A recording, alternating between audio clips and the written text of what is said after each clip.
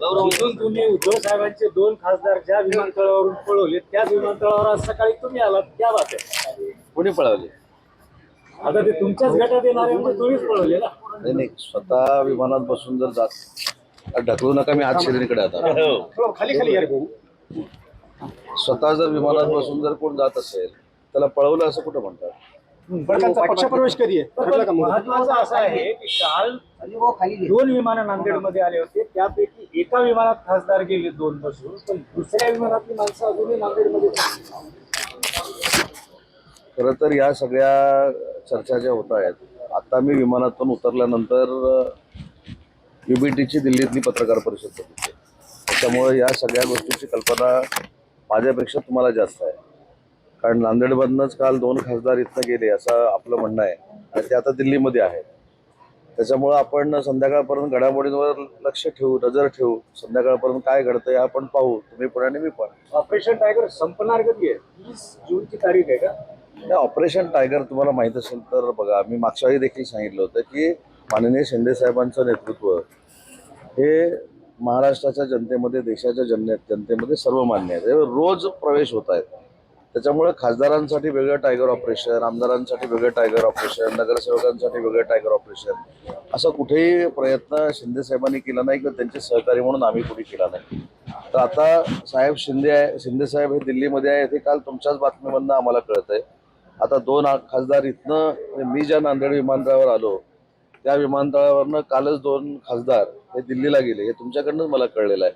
त्याच्यामुळे मला असं वाटतं की आपण संध्याकाळपर्यंत जर थांबलो तर तुम्हाला पण आणि मला पण काही गोष्टी क्लिअर होतील. दुसऱ्यांदा जर बंड झालं तर महाराष्ट्रातील जनता खपवून घेणार नाही असं वक्तव्य संजय राऊत यांना. फार मोठा विनोद आहे तो, काय बोलायचं. बघा, हाच प्रयोग, हीच चर्चा आम्ही ज्यावेळी गुवाहाटीला गेलो त्यावेळी झाली. त्याच्यामध्ये आमदार साहेब होते, हे पण आमदार साहेब होते, हे होते, हे नव्यानं झाले. ठीक आहे, पण नव्यानं झाले ना, नव्यानं झाले की नाही? जर असं काय आम्ही केलं असतं तर पूर्ण जनतेनं जुने आमदार देखील निवडून दिले नसते आणि नवीन आमदार देखील निवडून आले नसते. त्याच्यामुळे आमचे कदम साहेब नव्यानं निवडून आले, याचा अर्थ शिंदे साहेबांवर महाराष्ट्रातल्या जनतेचा विश्वास आहे. आणि दुसरी महत्वाची गोष्ट की हा गांडू आहे, तो गांडू आहे, हे काही शब्दप्रयोग राजकारणामध्ये चांगले नाही. शेवटी राजकारणामध्ये जनता ठरवत असते, मतदार ठरवत असतात काय करायचं ते. आणि आमच्या बाजूनं नगरपालिकांमध्ये कौल आला, महानगरपालिकेला कौल आला, जिल्हा परिषद पंचायत समिती कौल आला, तर मतदारांचा कौल महत्वाचा असतो. त्याच्यामुळे कोण गावगुंड पाठवून जर मस्ती करणार असतील, पोलीस त्याच्यावर कारवाई करतील, पोलीस त्याची दखल घेतील. म्हणजे तो ऑपरेशनच, हेच सांगतात ऑपरेशन चालू आहे, हेच सांगतात. कसं आहे की आपल्या माणसावर आपणच जर विश्वास ठेवतो तो शेवटी नाईलाजानं ह्या सगळ्या प्रक्रिया करत असतो. जर स्वतःचा विश्वास आपल्या माणसावर ठेवला नाही, अशा गोष्टी होत नाहीत. त्याच्यामुळे म्हणून मी सांगितलं की शिंदे साहेब दिल्लीमध्ये आहेत, हे देखील तुमच्याकडनंच आम्हाला कळलेलं आहे. 6 आमदार UBTच्या पत्रकार परिषदेला नाही, हे तुमच्याकडनंच आम्हाला कळलेलं आहे. म्हणजे मला देखील उत्सुकता लागलेली आहे की संध्याकाळपर्यंत काय घडणार आहे. ओमराजे निंबाळकरांवर दबाव होता, तुमच्या बाजूने जर निकाल पाहिजे असेल तर आमच्याकडे या, असं वक्तव्य संजय राऊत यांनी केलंय. म्हणजे ज्युडिशरीवर त्यांनी एक लक्षात घ्या, संजय राऊत साहेबांचा हा स्वभाव आहे, ज्युडिशरीवर टीका करणं, त्याच्यानंतर निवडणूक आयोगावर टीका करणं, आमच्या सगळ्यांवर टीका करणं. मुद्दा असं राहतो, टीकेचं परिवर्तन मतामध्ये झालंय का? एवढ्या निवडणुका झाल्या, नगरपालिकेच्या निवडणुका झाल्या, खासदारकीच्या निवडणुका झाल्या, आमदारकीच्या निवडणुका झाल्या, त्याच्यामध्ये कुठेही या टीकेचं रूपांतर मतामध्ये झालेलं नाही. पण एक मात्र मी त्यांचं कौतुक काल पण केलं, आज देखील नांदेडमध्ये करतो, की ते रोज बोलतायत म्हणून UBTचं अस्तित्व जाणवतंय. ते जर पत्रकार परिषद घ्यायचे थांबले तर तुम्ही पण मला सांगा UBTचं अस्तित्व काय? त्याच्यामुळं UBTचं जे काय असेल ते अस्तित्व टिकवण्यामध्ये संजय राऊतांचा फार मोठा सिंहाचा वाटा आहे. आणि गेले 4 वर्ष ते अशाच पद्धतीची बदनामी करतायत, पण या बदनामीचं रूपांतर कधीही मतामध्ये झालं नाही. आणि शिवसेना जी शिंदे साहेबांची आणि वंदनीय बाळासाहेबांच्या विचाराची ज्या शिवसेनेमध्ये आम्ही काम करतोय त्या शिवसेनेवर कधीही परिणाम झाला नाही. महायुतीचं उद्या मतदान होणार आहे. आता एकनाथ शिंदे गटामध्ये जे आहे ते नागेश पाटील आष्टीकर येणार आहे. उद्या कृष्णा पाटील नांदेडमध्ये उमेदवार आहे. नेमका आता या शिंदेच्या नगरसेवकांनी कोणाला मतदान करायचं? एक लक्षात ठेवा, महायुतीचे जे उमेदवार आहेत म्हणजे भारतीय जनता पार्टी, शिवसेना आणि राष्ट्रवादी काँग्रेस पार्टीचे जे उमेदवार आहेत त्यांनाच मतदान करावं असा आदेश माननीय एकनाथ शिंदे साहेबांचा आहे. त्याच्यामुळे अपक्षाला मतदान होण्याचा प्रश्न कृष्णा पाटील उभे आहेत ना. आता नावं मला माहित नाहीत, मी एवढा अभ्यास कोणाचा केला नाही. आणि म्हणून मी काय सांगितलं की महायुतीचे जे उमेदवार आहेत, परत मी नावं घेतो पक्षाची, त्याच्यामध्ये भारतीय जनता पार्टी, शिवसेना आणि राष्ट्रवादी काँग्रेस पार्टीचा उमेदवारच कुठे नाही 11 याच्यामध्ये, कारण ते दोन्ही बिनविरोध झाले. त्याच्यामुळे जिथं महायुतीचे उमेदवार आहेत, आमच्या महायुतीच्या मित्र पक्षाचे उमेदवार आहेत, तिथंच मतदान आमची लोक करणार. ऑपरेशन टायगर साठी वर्धापन दिनाचा मुहूर्त निवडलाय असं काय आपण संध्याकाळपर्यंत थांबू ना. माझं असं म्हणणं आहे की मी तुम्हाला जेवढं कुतूहल आहे ना, त्याच्यापेक्षा दुपटीनं कुतूहल मला देखील आहे की संध्याकाळपर्यंत काय होणार आहे, उद्यापर्यंत काय होणार आहे, 19 तारखेला काय होणार आहे.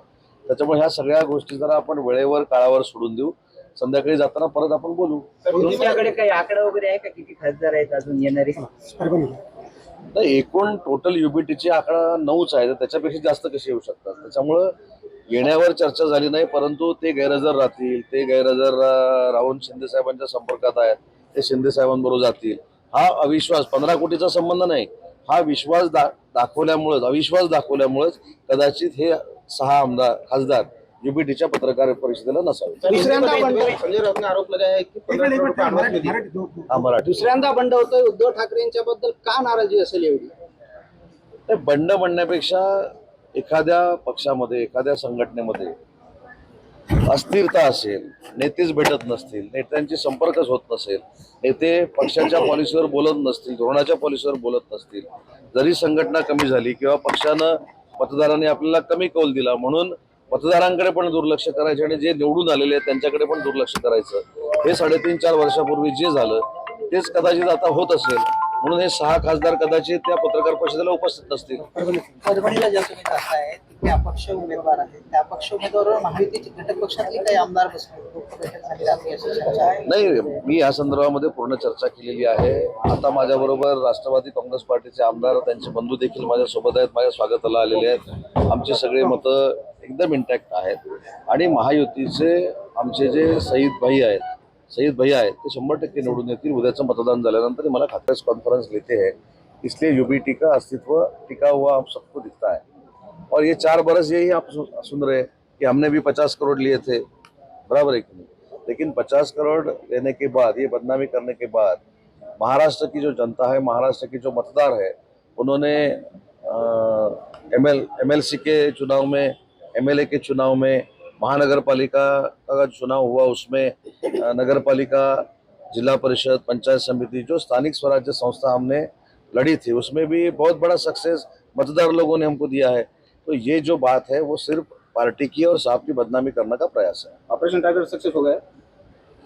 नहीं, इसकी क्यूरियोसिटी मुझको भी है. अभी शाम तक रुकते हैं, मैं अभी परभणी जाके आता हूँ, शाम को मिलता हूँ, आपसे ही पूछता हूँ क्या हो गया.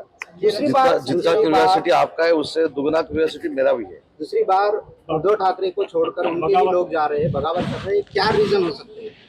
नहीं, इसका रीजन जो बगावत अभी तक तो नहीं की है, कभी इसमें टेलीविजन पे तो नहीं आया, लेकिन सोशल मीडिया पे भी नहीं आया. लेकिन बगावत हो सकती है, नहीं हो सकती है, ये आगे की बात है. लेकिन किसी के साथ संपर्क नहीं रखना, डायलॉग नहीं करना, पार्टी के लोगों को नहीं मिलना, पार्टी के जो MLA लोग हैं उनको नहीं मिलना, MP लोग हैं इनको नहीं मिलना, इसी की वजह से जो भूतकाल में उठाव हुआ था, माननीय एकनाथ शिंदे साहब ने किया था, उसका कारण ये था. यूबीटी छोड़ देता है, उसने पैसा लिया है, उसके ऊपर दबाव डाला है, उसकी ED की इंक्वायरी लगाई है, उसको ये किया है, उसको वो किया है.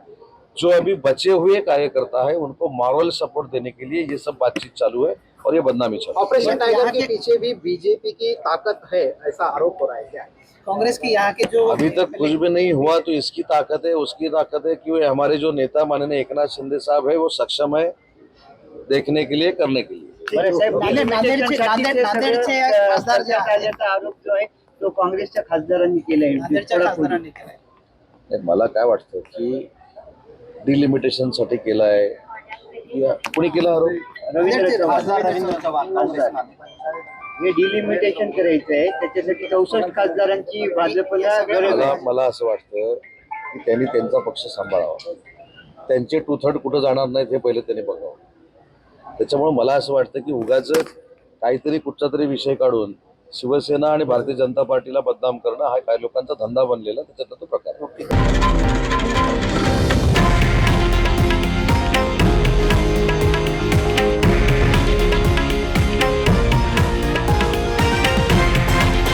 हे आहे देशातील नंबर 1 न्यूज नेटवर्क आणि आपण पाहत आहात TV9 मराठी, एकमेव.